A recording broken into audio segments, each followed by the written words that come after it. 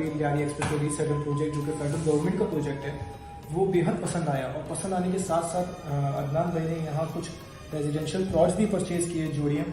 तो अदनान भाई का एक छोटा सा फीडबैक वीडियो लेंगे। अदनान भाई जी, अस्सलाम वालेकुम। मेरा नाम अदनान, मैं इमरान भाई के साथ गया वहाँ पे AVRP, और मुझे जगह बड़ी अच्छी लगी और इन्वेस्टमेंट के हिसाब से बहुत अच्छी है।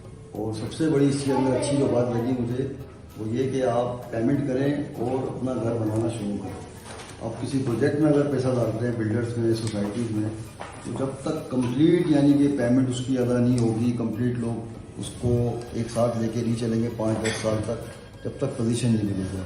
लेकिन इसके अंदर ये अच्छी चीज़ है कि मैंने इमरान भाई को पेमेंट करनी है, गवर्नमेंट के थ्रू मेरा प्लॉट मेरे नाम हो जाएगा और मैं कल चाहूँ वहाँ पे कंस्ट्रक्शन कर सकता हूँ। इसलिए ये चीज़ अच्छी है और लोगों को भी मशवरा दूँगा कि इधर उधर किस्तों में लेने के बजाय कैश में से लेके ये प्लाट में, ये इंशाल्लाह आपको फ़ायदा देगा। शुक्रिया।